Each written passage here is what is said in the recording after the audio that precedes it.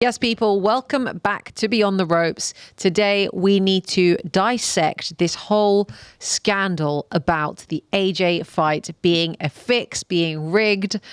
Lots of people say it is.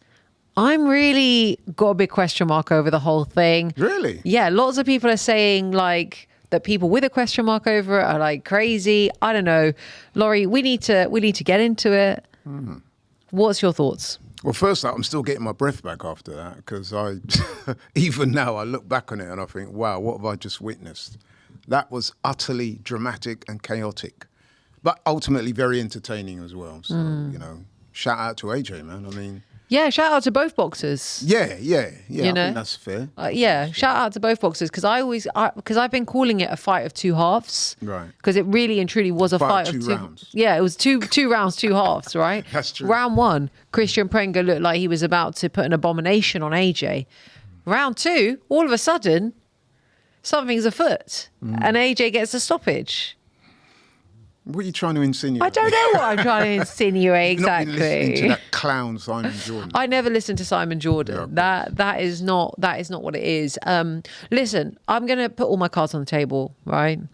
On the night itself, I was not in two minds. I was just like enthralled by the action, the sensation of it, and like really happy for AJ that he got the stoppage. Sure. But I've never denied that I can be quite fickle. And since the fight, I've been speaking to lots of people in the boxing community, as I'm sure you have as well. Right. And it's not just that people who are more casual supporters of the sport are saying this, but actually people whose opinions I respect in boxing have also been saying they can understand why it looks like it was rigged, based on the fact that it appeared as though Christian Prenga just stopped trying in round two. No, my interpretation is very different, and that's based on years of watching boxing. I mean, what happened on Saturday night, although it looked, crazy, let's be honest, Melissa, it's not unique. I mean, I can give you a very recent example. Daniel Dubois versus the South African heavyweight, Kevin Lerena, Tottenham Hotspur Stadium, a few years back. I think it was on the undercard to Fury Chisora. Remember in that fight? Daniel Dubois came into that fight, massive favourite, against a guy that we'd barely heard of. We knew he could punch, but we were being told he's a decent puncher, but that was pretty much it. This was supposed to be a routine exercise for Daniel Dubois. He gets in there, he gets dropped early in the first round. He then gets dropped two more times and looks like he has a leg injury as well. He manages to survive the round. They're getting back to the corner. Shane McGuigan, who was his coach at the time, reads him the right act, gets into his head, comes out in the second round, manages to survive the round, and by the third round, he knocked Lerena out. And I heard similar things to that, it's a fix. No, it's not a fix. What happened is that a lot of times, and I can give you more examples, but we don't have time to go, right through it. It's on my channel. I've done a video on it. You have to remember that these guys that have done that, they're probably thinking to themselves, what? I've just dropped this guy like that without hardly even trying, and the guy's on the floor. What do I do now? I didn't get rid of him. And it's almost like their moment is lost. And then the favourite, the likes of your Dubois and your Joshuas, they reclaim the initiative slowly. And then all of a sudden it's a different fight, because probably what's happened is that the other guy, it's almost like you're frozen up a little bit. The realisation of what they've done has kind of hit them. And they neither have the skills and the experience to get the job done. So that allows the favourite to then seize back the initiative. Don't forget, they would have recovered their legs and their equilibrium, and then they start to assert themselves. And then once that dynamic has changed, that's it. Yeah. And there's so many fights over the years that I can give examples of. And I suppose as well, it's probably quite demoralising. Yeah. Where you've dropped your opponent twice and then they refuse to stay down. I imagine that's quite demoralising. Yeah. The thing I will say is this, I'll get into some of the things that I've obviously been hearing on the airwaves about why, the arguments around it being rigged or whatever. But what I will say is on the night, what did stick out to me in round two was the adjustment that AJ made, which was essentially that he understood that he has the reach advantage and his best bet is to keep Prenga on the back, on the end of his jab in his right hand. Right. Because if Prenga's in close, he's going to throw those bent arm shots, which is where he's, you know, he's very positive, and that's what got AJ down in the first round. So that's what I actually noticed in round 2. And I thought that was a great adjustment from Anthony Joshua. Now, obviously, we've seen the tweet from Simon Jordan, but I don't put a lot of stock in that because he just likes... He's an absolute knob. He just loves... No, but don't mince your words, will you? Two things there very quickly with him. What he's done is he's using this to assert himself into the story. He's doing it for clicks and views. Deep down, he knows that fight wasn't fixed, but I think he's done that. One, because I said he's trying to assert himself into the story. And secondly, if you listen to him, and I try my hardest not to, but earlier on, you know, when I used to listen to him on TalkSport, it was clear to me that he didn't like AJ. What a surprise. And so I think, you know what I think, and I'm saying this honestly now, I'm not, no cap. He was hoping that AJ, when he saw AJ go down those 2 times in that fight and look as bad as he did, he was hoping that AJ would lose because he's been so critical of this guy over the years. Well, it would have validated him, wouldn't it? Yeah, exactly. So he was hoping that AJ would lose. So then he could come on TalkSport the next day. Oh, I told you, didn't I? He's no good. He's overrated. He should retire. This fight with Fury's nonsense. Because he's been on that timeline for ages now. When he didn't get the desired outcome, which is that AJ lost, when AJ did turn it around, then he's gone on this, oh, it was fixed stuff. I guarantee you if it was another fighter that he had a lot more respect for, he would have been profiling it a very different way. He would have said, oh, he showed amazing heart. Imagine going down twice and being on the brink of the abyss, well, this is turning the fight around. But instead, because he doesn't like the guy, because he's got an agenda, he's used that agenda to try and create controversy. And I really hate that. Yeah, to be honest with you, Laurie, I did think very similar things. I thought how convenient it is that, you know, I don't know, man. I don't want to get into another tirade about how impassioned I am about Anthony Joshua and all of his achievements. But I do think that one thing that we, as a boxing community, have maybe done a disservice with him is that we give him such a hard time. Oh, yeah. Like, we hold him to standards which are unreasonable and we give him a really, really hard time. And I know a bunch of other heavyweights that we don't hold to those same standards, right? And that is another topic for another day. A lot of people, for whatever reason, I've got my theories, so I'm not going to go too deep into it now. A lot of people secretly don't like AJ. Yeah. I mean, look. We spoke about this before. They don't like him. They're very quick to criticise him. Anything the guy does wrong, they're on it. And they are the same types of people that are propagating this fix thing. I mean, think about it logically. If you were going to fix that fight, why would you have AJ on the floor twice and looking so bad in that? Yeah, and also if anything, it devalues the Fury fight. It doesn't do it any service. And the other thing is that if it was fixed or if it was rigged and they told Prenga that you need to lose this fight, then surely he would just do what other journeymen do, which is shell up, cover up, and get a little tap. And be negative throughout the fight.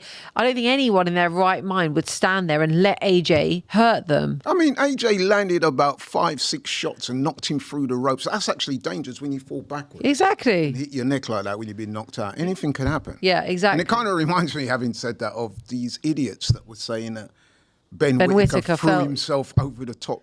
I mean, come on. God, they do. We do love it. I know boxing's got a shady, we must say this, boxing has a shady reputation. So when things happen out of the ordinary, people tend to cry fix. But this was not a fix. AJ, let's be honest, he doesn't hold a shot very well. He got caught early with an uppercut that he didn't see. It dropped him heavily.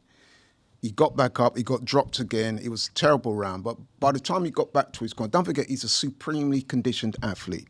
He recovers quite quickly in between the rounds. He was able to make a decent start. And by then, he'd taken the initiative away from Prenga. Then when he backs Prenga to the ropes and unloads on Prenga, he did to Prenga then what we all thought was going to happen in the end. It was just how long it was going to take. It's just the way the fight played out. It's not a fix. And also, like, Prenga is still 20 knockouts out of 20 wins, right? So he obviously carries punch power.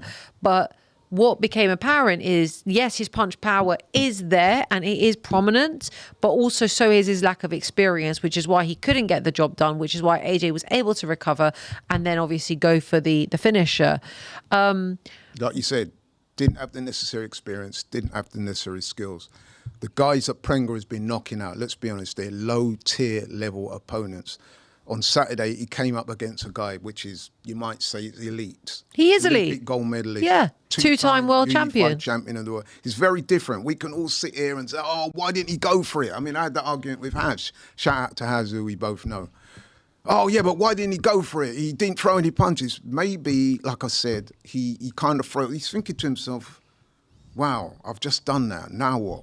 You know what I mean? You can almost see him thinking that, like, when the way AJ started the second round, just took the initiative away from him. Exactly. Happens. What do you make of certain claims? Well, particularly I watched Duke McKenzie's video on YouTube the other day about, and also others have been saying that he's finished. He's done.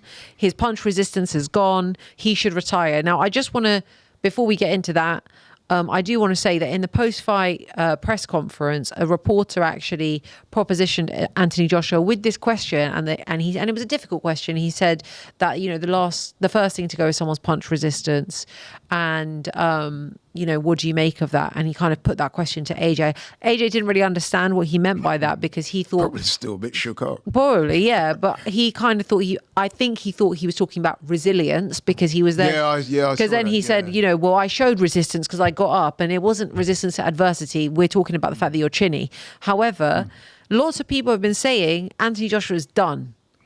And he should retire. I would have a lot more empathy with that statement rather than the fixed fight stuff, because I do think that Anthony Joshua's punch resistance is pretty much very minimal. Yeah, right, but do you think do you think that he should be retiring the way that we talk about Joe Joyce retiring? No, it's not the same level as Joe Joyce. Right. But I do think that there are legitimate concerns around Anthony Joshua's punch resistance, because although Prenger is a decent puncher, and although it was the first round, and yes, you could make the argument that AJ hadn't had time to warm into the fight. We all know, those of us who watch boxing, Simon Jordan, know that when fighters are warmed up after a few rounds, they will take the same punch that put them down earlier. They will eat that. Yeah. Because they've had a chance to warm up, the central nervous system's warmed up, and all the rest of it. And also, sorry to interject, but AJ typically lapses in confidence. Yeah. Sorry, not confidence, in concentration very, very early on in fights. So there's also that element. But I would say he's been on the floor a few times now. I mean, the fight before Jake Paul, which that wasn't really a fight. We saw it happen with Dubois. Was it 5 times he was on the floor? Yeah, it was a number of times. Yeah, so he's been on the floor now a lot, especially in recent times. And the punch resistance, I have to say, is definitely showing signs of wavering. Severe diminishment. But here's my argument as to why I think the Fury fight still needs to happen. It will happen. It will happen, yeah, but also why it should happen, and actually why I want it to happen. Because Fury is not Prenger. Fury is not a knockout artist. Fury is always on the move. Fury doesn't plant his feet. Right. So he's not going to be able to generate the same force and power through his shots the way that Prenger does. And he's more concerned with getting out after his shots, that I think that it's not an unsafe thing for Anthony Joshua to be in that fight. Yeah, I hear that. However, what I would say is that Tyson Fury, when he sits down on his punches, he can whack. I mean, he's a massive behemoth. He's a big, but he doesn't often do that. Yeah, no, but I think in a fight, AJ is going to get hit at some point, and I think if Fury lands clean, that it could be curtains for Anthony. I hope not. I hope not, because I'm an Anthony Joshua admirer openly, but I do think that what I've seen on Saturday shifts your needle. Yeah, definitely towards Fury, because it was worrying actually to see AJ get wobbled with, because it wasn't just the uppercut that he didn't see that dropped him. He ate a few dropped shots by a right hand or seriously hurt. That was on the end of the punch. Yeah. connect properly, and it still had him in trouble. Yeah, but he'd already gone down, so That's he true. was already a bit. That's true. He was already a bit. The equilibrium was already shaken up.